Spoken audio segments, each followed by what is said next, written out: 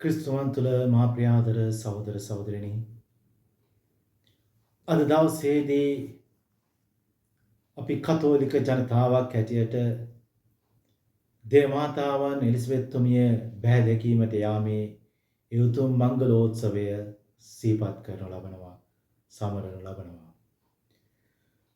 දෙවියන් වහන්සේ දරු උපතක් පිළිබඳව දැනුම් දුන් සෑම අවස්ථාවකදීම ඉතිහාසයේ පුරාවට අපි දකිනවා ස්වාමීන් වහන්සේට ලැබෙන්නේ විවිධාකාර ප්‍රතිචාරයන් පිළිතුරු. අපි දකිනවා උපත්ති පොතේ 18 වෙනි පරිච්ඡේදයේ 9 වෙනි වගන්තිය ඉඳලා 15 වෙනි වගන්තිය දක්වා කියවද්දී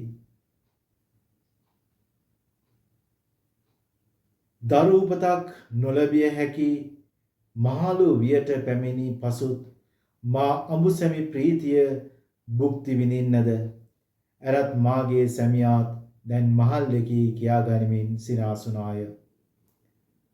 ආබ්‍රහම්ගේ බිරිඳ සාරා ඒ දරු උපත ගැන අහලා සිනාසෙනවා. ඒ වගේම අපි දකිනවා සෙකරියස් තුමා අවිශ්වාස කරනවා නැත්නම් සැක කරනවා. සෙකරියස් තුමා අහනවා මා මේ දැනගන්නේ කෙසේද? මම මහල්ලෙක්මි මාගේ භාර්යාවද වයස්ගතව සිටිති කීහ. ලූක් සුභාරංචියේ පළවෙනි පරිච්ඡේදයේ 18 වෙනි වගන්තියේ. මේ ආකාරයෙන් දෙවියන් වහන්සේට විවිධාකාර පිළිතුරු ලැබෙද්දී දේවමාතාවන් ඊට අහත්පසින් වෙනස් ආකාරයෙන් තමන්ව දෙවියන් වහන්සේගේ වචනයට යටත් කරනවා. ඇය දේව දූතයාගේ වචනය පිළිගන්නවා, විශ්වාස කරනවා, ඒ වචනයත් එක්ක එකඟ වෙනවා ඒ දරුවා බිහි කරන්නට. මේ තුළ අපිට පෙන්නනවා ප්‍රියාදර සහෝදර සහෝදරනි දේවමාතාවන්ගේ දරු උපත පිළිබඳ කතාව බැලූ බැල්මට සිදුවිය නොහැක්කක් වුණත් පිළිගත නොහැක්කක් වුණත් නොහැකි දේ හැකි දෙයක් බවට පත් කරන්නට ස්වාමීන් වහන්සේට හැකි. He can make impossible a possible. He is able to. උන්වහන්සේට හැකි නොහැකි දේවල් හැකි දේවල් කරන්නට, බැරි දේවල් පුළුවන් දේවල් කරන්නට. දේවමාතාවන්ගේ ඒ කීකරුකම ස්ථීර කරනවා, සාක්ෂාත් කරනවා එලිසබෙත් තුමියගේ ආචාර බස් මගින්. අපිට තේරුම් ගන්නට පුළුවන්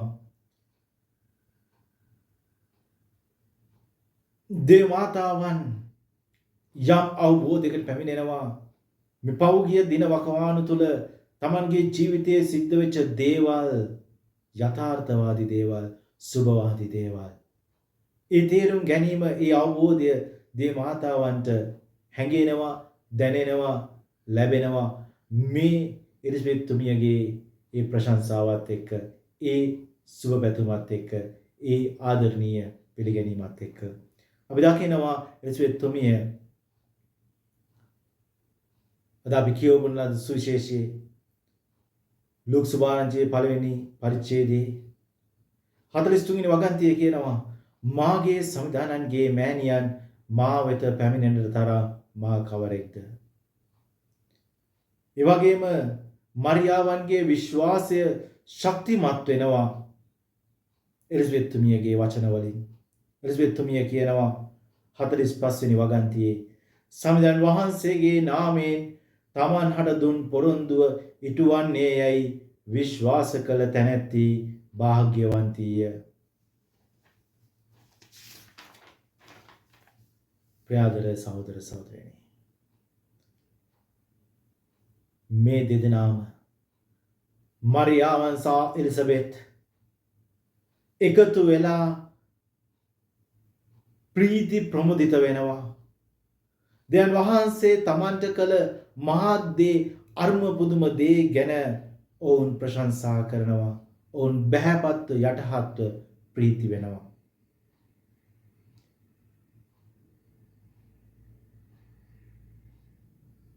එලිසබෙත් තුමිය දෙවියන් වහන්සේගේ ආශිර්වාදය ලැබපු තැනැත්තෙක්.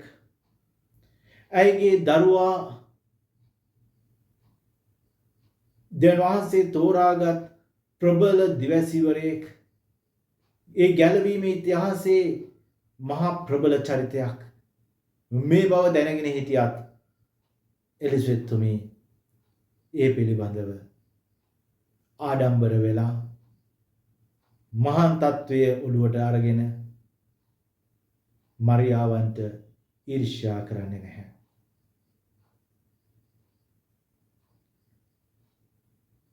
ඒ වෙනුවට ඇයත් බහැපත්ව මරියාවන්ට ආශිර්වාදය පවසනවා. ප්‍රියාදර සහෝදර සහෝදරයනි,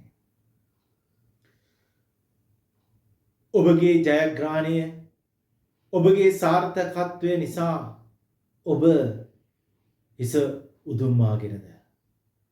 ඔබ ඔබට නොගැලපෙන අහංකාරකමකින් ඔබ පිරිලද? ඔබ සැකසිලද? නමුත් අපි දකිනවා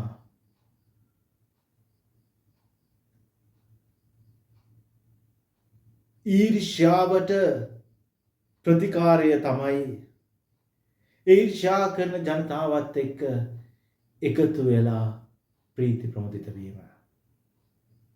ඊර්ෂ්‍යාවට ඇති ප්‍රතිකාරය තමයි ඊර්ෂ්‍යා කරන අයවලුන් සමග එකතු වෙලා ජීවිතයේ සතුට බෙදා ගැනීම. අද සුවිශේෂී අපි කියවපු මේ ප්‍රශංසා ගීතය මැග්නිෆිකාට් අපි සාමාන්‍යයෙන් හඳුන්වන්නේ මරියාවන්ගේ උදාන ගීය කියලයි. නමුත් අපි දකිනවා මේ ගීතය සාමුවෙල් දිවසරයාගේ මාතාව හන්නා විසින් ගායනා කරනවා.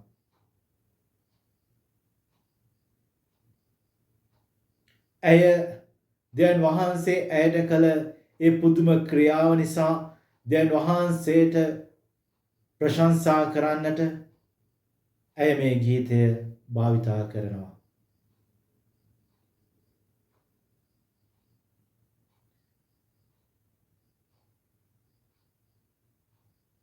ඒ අන්නාගේ ගීතය තුළ අන්නා පවසනවා දෙවියන් වහන්සේ තමයි තැළුණු පෙළුණු අයවලුන්ට, පීඩාවට පත් වූවන්ට, අසරණ වූවන්ට, ප්‍රතික්ෂේප වූවන්ට තියෙන එකම සහනය, එකම ගැලවීම, සැනසීම කියලා.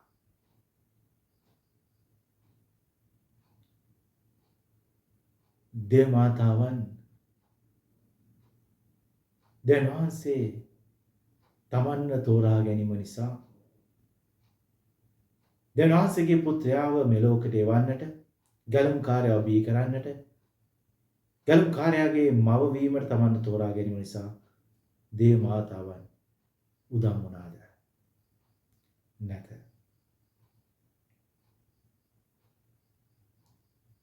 ඇය කියනකොට හැම පරපුරක්ම මෙතෙන් පටන් මහ භාග්‍යවන්තීයයි කියනු ඇත කියලා. ඒ අයගේ අහංකාරයේ වචන නෙමෙයි.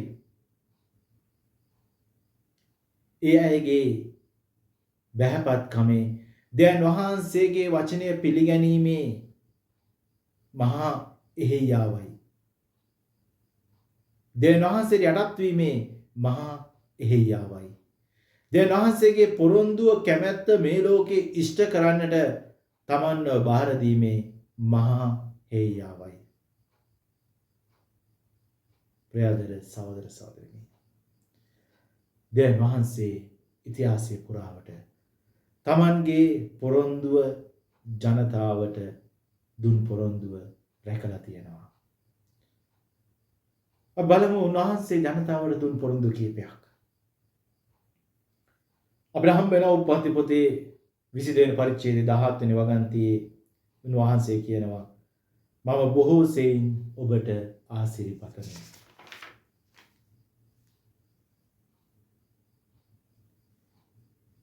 ඒ වගේම 2 සාමුවෙල් 22 වෙනි පරිච්ඡේදයේ 51 වෙනි වගන්තියේ උන්වහන්සේ කියනවා ජයත් කර දෙනසේක කරුණාව පෙන්වනසේක.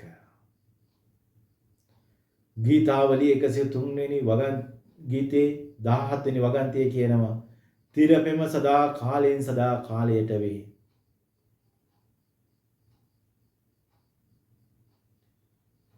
උදහස සදාටම තබා නොගන්නාසේක යලි අනුකම්පා කරනසේක පව් පාගා දමනසේක.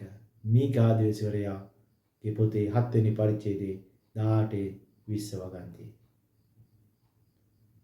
ප්‍රියතර සහෝදර සහෝදරියනි, අපි දකිනවා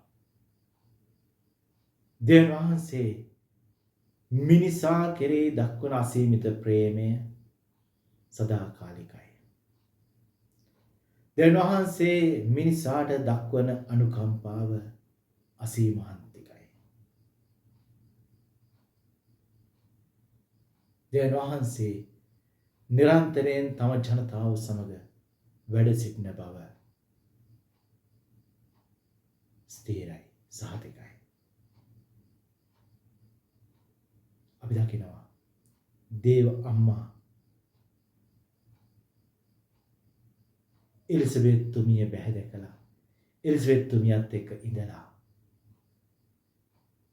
එලිසබෙත් තුමියට මහත් ආශිර්වාදයක් වෙනවා, මහත් සහායක් වෙනවා, උදව්වක් වඩපත් වෙනවා. අදේ වචනය අපිට පැහැදිලිව කියනවා ප්‍රියාදර සහෝදර සහෝදරිනි, දෙවියන් වහන්සේ අසරණ බිඳුණු වැටුණු තැළුණු පීඩාවටපත් වුණු ඒ හැම කෙනෙක්ගේම සැනසීමයි ගැලවීමයි ඒ ගැලවීමේ ඒ සැනසීමේ පංගුකාරයන් වෙමින් එකිනෙකාට උදව් වෙන්නට එකිනෙකා සමග වෙසෙන්නට එකිනෙකාව ආශිර්වාද කරන්නට එකිනෙකාගේ ප්‍රීතියේ සැනසීමේ මිදීමේ